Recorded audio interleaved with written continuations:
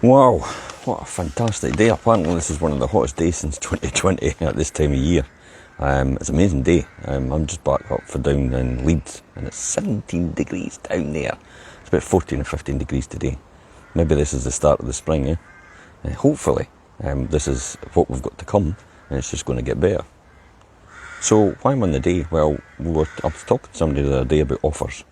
And what do you do when dealing with offers as well? So I've put 5 top tips in this post. It's a very common question we get asked from homeowners when selling a home. How should I respond to an offer? So there's 5 pointers, as I said, I've stuck in this post as to what consider when deciding if an offer is good or not, or one to walk away from. Firstly, an accurately priced marketed property, I would say well-marketed property will get offers pretty quickly. And you can see that happening in this marketplace just now, despite the situation going on.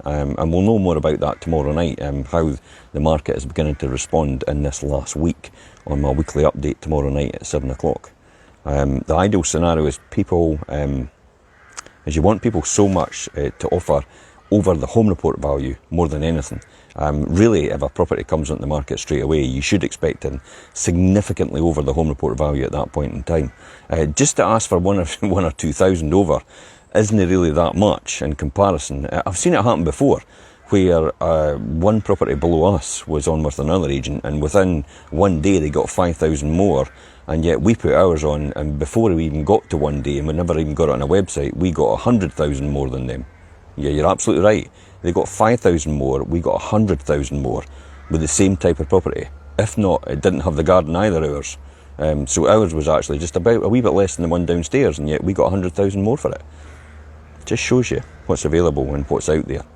I mean, that's a bit extreme, but that does happen. You know, I had another one as well recently, 2 one-bedroom flats. One downstairs went for 165,000 with an estate agent, and our one upstairs went for 210,000. Work that one out. So it is actually possible. So you have to assess with your estate agent if it's a good offer or not. So as I said, the ideal scenario is you want people to offer as much over the home report value as possible. In this current market, it is often the case it's going to happen.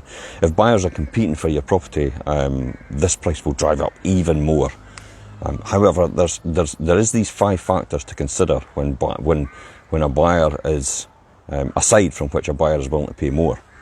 The situation is paramount in this ideal place. A good agent, remember, will give you as much information possible about the people making the offer. So where they're from, when they want to move, what's their position, do they have a property to sell, are they cash buyers? And what I mean is, are they cash buyers? In other words, are they cash and actual cash in the bank, not cash and a mortgage, which a lot of buyers actually assume that they're in a cash buying position because they don't have a house to sell, if they've got a mortgage to get because they're getting the cash from the bank. Well, that is not strictly a cash offer, that is a cash and mortgage offer. So that is one of the key things. I mean, because the bank could turn around and say, by the way, we've kind of changed their mind.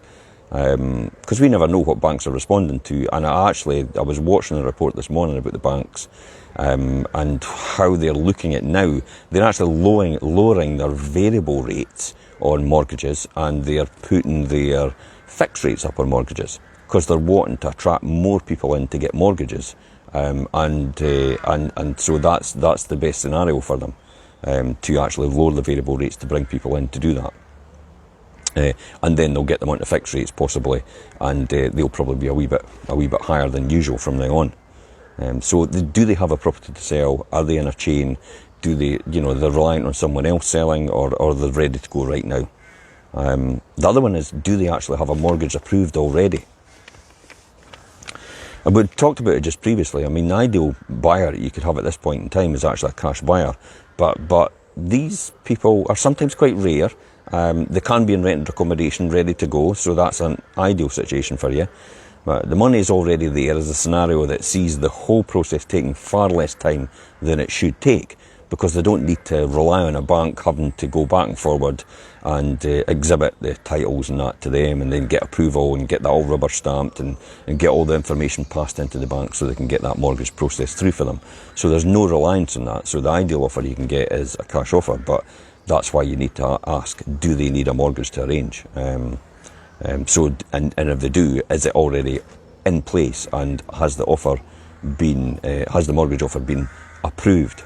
Now, there's approved in principle, which is just subject to some finer details, we'll give you the mortgage. And there's definitely approved. In other words, we're ready to go, we're definitely giving you the mortgage because you've handed all the information in, and we can definitely say for certain.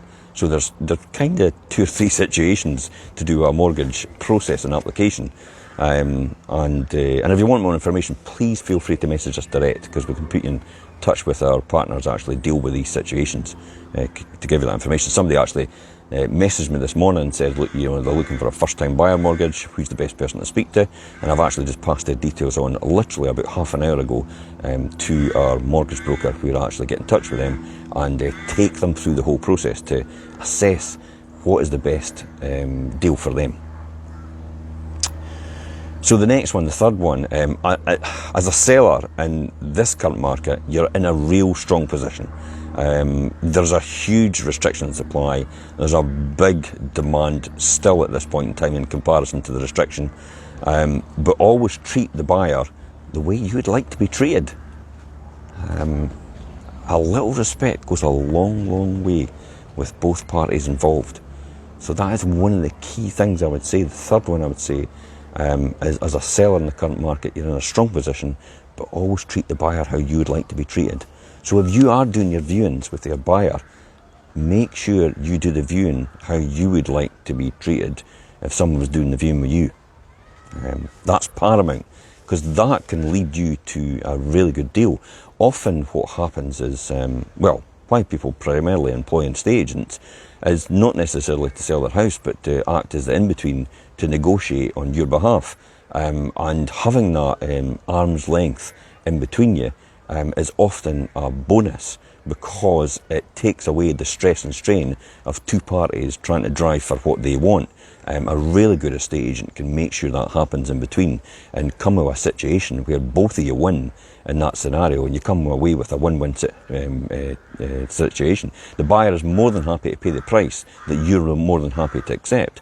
That is the ideal solution to everything, and that's what a really good estate agent can do.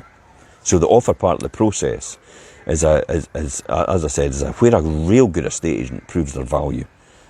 So you should have a relationship with your estate agent, which means that you're in constant contact with them and you feel totally informed about what's happening and what's going on. And I genuinely mean, I'll speak to my customers at weekends, at nights, at evenings, on New Year's Day, on Christmas Day, on Hogmanay. It doesn't matter, anytime, any place, anywhere. I am contactable by my clients. And that's my commitment I give to them as to make sure that they can have that certainty and trust in me that they will be able to speak to me when they need me. Because there is questions you always want answered. So why would you need to wait till Monday morning to have that if you're sitting here on a Saturday afternoon? And we're all on mobiles now. So that's the relationship I have with my clients. I don't know about anybody else, but that's how I think it should be doing, because they're negotiating on your behalf with your biggest tax-free asset, which is your house. The final one for me is, remember that accepting of an offer is just another part of the process, and there are a few more hurdles to overcome in terms of, surveys, conveyancing, the legal process. And now that gets passed over to a solicitor, but there is often a case, what we do is we progress chase solicitors as well, because often you can get further down the line.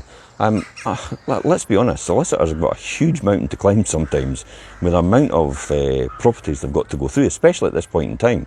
There's still, there's in Fife itself, there's only about 466 properties on the market available for sale right now. But if you take the number of properties that are actually waiting and they're sold, So they're sold waiting to conclude. In other words, they're going through the legal process. That almost triples, if not quadruples. So it just shows you how many properties are actually in the pipeline, waiting to conclude and waiting to get over the line and keys handed over and money exchanged. So solicitors have a huge mountain to climb. So often they need people like a skillful estate agent to keep in touch with them, just to keep them on track and progress chase that on behalf of you, the seller. And clearly, sometimes the buyer as well. We often do that to make sure the buyer is still there, to keep the buyer in the loop, because often buyers sometimes can get frustrated, and it could end up them pulling out and actually going to buy another property. So that's one of the key things, and a really good estate agent will help you navigate through that process, from selling, which is when you put it on the market, to actually sold and then exchanged at the end, keys handed over, money transacted.